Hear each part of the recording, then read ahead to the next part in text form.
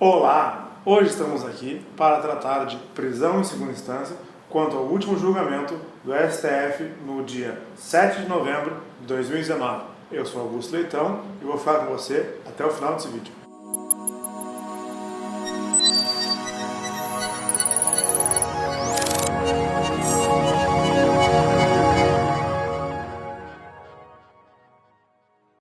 Apesar de não ser exatamente o objeto deste canal, eu recebi muitos pedidos, muitos e-mails pedindo para comentar a prisão de segunda instância sobre o último julgamento proferido pelo STF na última semana, no dia 7 de novembro. Eu trarei aqui alguns argumentos prós e contra que embasaram as decisões anteriores do próprio Supremo e a última decisão, e depois abriremos um espaço para discussão nos comentários.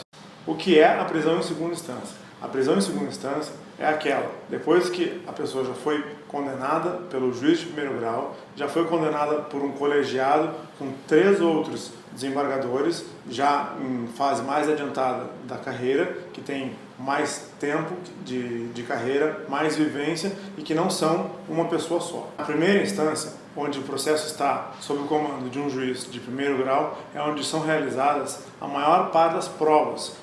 Quase todas as provas são produzidas nessa fase. Algumas provas ainda podem ser produzidas ainda na segunda instância. Por que se definiu essa situação de antecipar o cumprimento da pena para a segunda instância? Porque após a segunda instância, a maior parte das provas já foram produzidas. Após o julgamento de segunda instância, temos ainda apreciação em processo penal por tribunais superiores como o STJ e o STF. Nesses tribunais é apreciada normalmente a legalidade ou a constitucionalidade, fase essa onde em regra não há mais dilação probatória. Assim, o julgamento do último dia 7 de novembro no STF versou exclusivamente sobre a possibilidade de iniciar-se ou não o cumprimento da pena logo após a segunda instância, sem que haja a necessidade de aguardar-se o trânsito julgado. O que diz a Constituição Federal sobre prisão em segunda instância, senhores? A prisão em segunda instância ela não é abordada pela Constituição Federal. O que há no artigo 5º, inciso 57 da Constituição Federal é o princípio da presunção da inocência, onde ninguém será considerado culpado até que haja trânsito em julgado, até que haja uma decisão final transitada em julgado. O que diz a legislação infraconstitucional? A legislação infraconstitucional é aquela que está abaixo da Constituição. O Código de Processo Penal, no artigo 283, nos traz 4 possibilidades de prisão. Prisão em flagrante delito, prisão por decisão proferida por autoridade competente com trânsito em julgado, prisão preventiva e prisão temporária. A prisão que foi objeto do julgamento do STF foi apenas essa proferida pela autoridade competente. Isso porque as demais prisões têm natureza acautelatória. A prisão em flagrante, a prisão preventiva e a prisão temporária, elas continuam sendo permitidas sem o trânsito em julgado. O artigo 301 do próprio Código de Processo Penal traz as hipóteses de prisão em flagrante, artigo 301, 302 e seguintes. A prisão temporária, nós temos uma lei específica que trata de suas hipóteses, e o artigo 312 do CPP também traz as possibilidades da prisão preventiva. Vamos ver agora o histórico do entendimento do STF sobre prisão em segunda instância. Em 2009, ao julgar um habeas corpus de um preso em segunda instância, o STF determinou que este só poderia permanecer preso se houvesse o trânsito em julgado. Caso contrário, deveria ser posto em liberdade.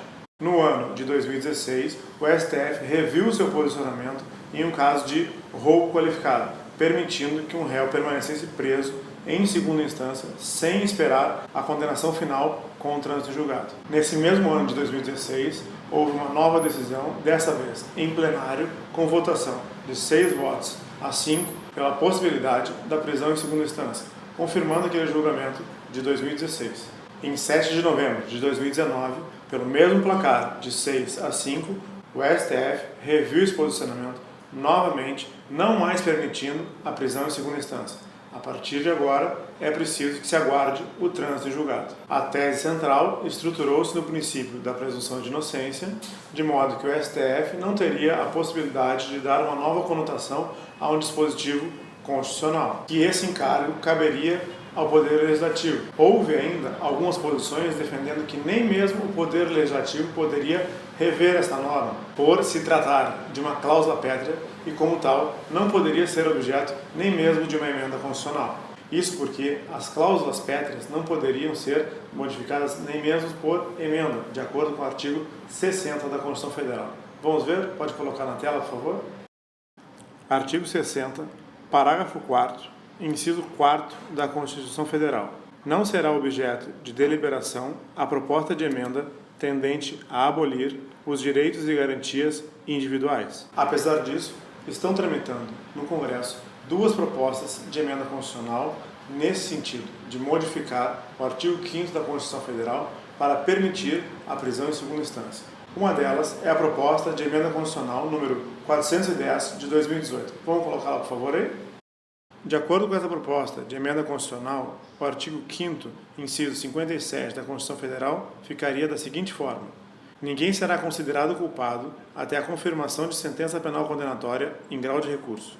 Dos argumentos a favor da prisão em segunda instância, o primeiro deles é a utilização de muitos recursos apenas para procrastinar, apenas para jogar para frente a execução da pena. Os réus, especialmente aqueles que teriam boa possibilidade econômica, utilizariam os seus recursos financeiros para contratar bons advogados que pudessem utilizar essas possibilidades inscritas na lei e esses recursos apenas para jogar para frente a execução da pena. O contraponto dessa tese é que o importante seria a garantia da Constituição. Se isso eventualmente acontecesse por parte de alguns réus, seria algo secundário. Casos de impunidade. Nos votos dos ministros que defendem a prisão em segunda instância, foram trazidos casos onde houve mais de 30 recursos antes do início da execução da pena. Casos que se arrastaram pelos tribunais por até 25, 26 anos. Direito comparado a outros países que permitem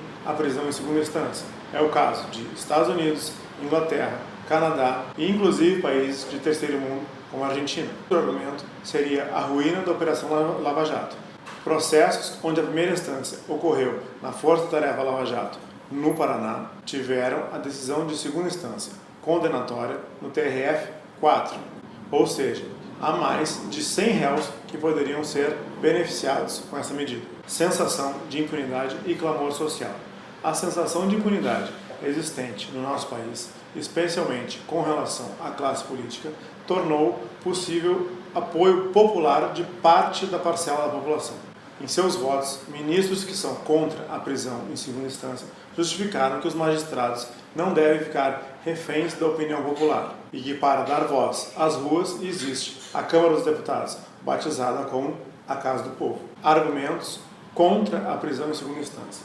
Depois de já termos falado sobre as cláusulas pétreas, os argumentos constitucionais e a talvez impossibilidade desse entendimento ser revisto até mesmo por uma emenda constitucional feita dentro do Congresso Nacional, temos ainda um outro ponto a trazer sob a ótica mais garantista. Em sustentação oral feita no STF, o defensor público Pedro Cariello disse que a relativização da prisão em segunda instância seria a porta para o início de uma relativização de outros valores constitucionais, seja na esfera do Poder Judiciário, seja na esfera do Poder Legislativo.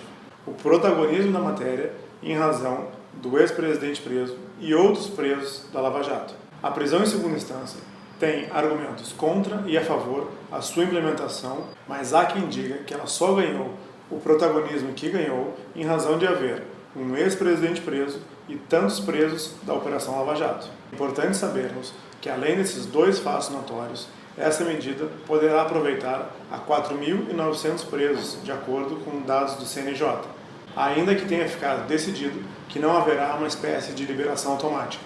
Agora, lanço a vocês um desafio. Aqueles que tiverem um argumento técnico, jurídico, curtam esse vídeo e depois comentem. Aqueles que tiverem um argumento político, compartilhem esse vídeo e depois comentem. Em qualquer dos casos, quero ler os seus comentários. Comentem! Com isso, ficamos por aqui. Propague essa ideia.